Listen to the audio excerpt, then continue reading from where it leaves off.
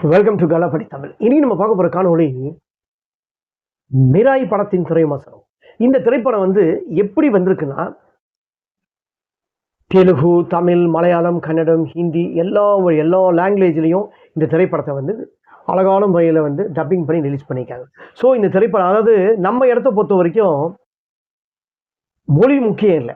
படம் நல்லா இருந்தால் எந்த திரைப்படமாக இருந்தாலும் எந்த மொழியாக இருந்தாலும் பார்ப்பாங்க. ஓகேங்களா? எந்த மொழியாக டப்பிங், அதாவது கன்னட மொழி தான் கேஜிஎஃப், தமிழில் டப்பிங் பண்ணும்போது அந்த திரைப்படத்தெல்லாம் பார்க்கல. ஸோ அந்த மாதிரி தான்.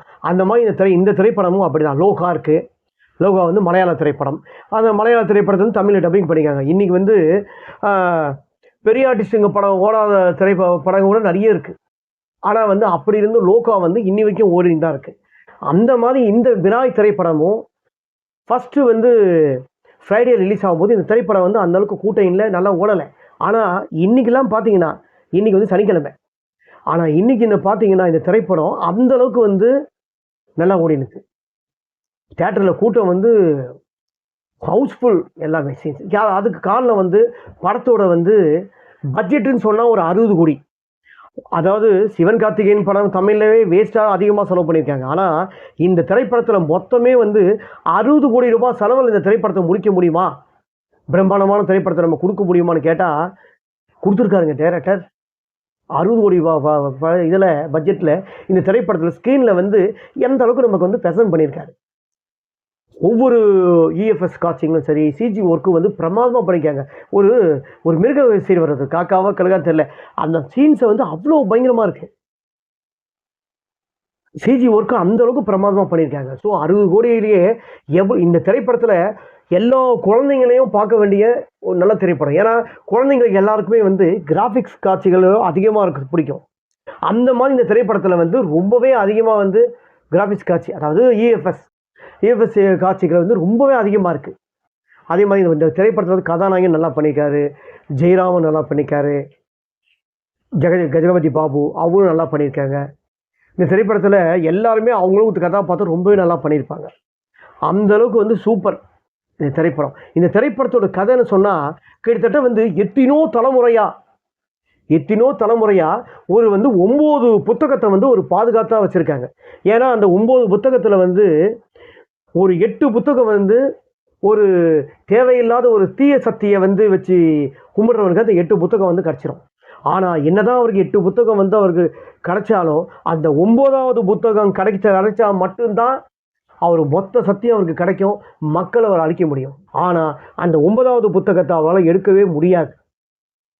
அதை எடுக்கிறதுக்கு உண்டான முயற்சிகளை தான் அதிகமாக பண்ணுறாரு வில்லன். அந்த வில்லன் கதாபாத்திரம் ரொம்பவே அழகாக நிறைய டஃப் குத்து நடிச்சிருக்காரு, ரொம்பவே நல்லா பண்ணியிருக்காரு.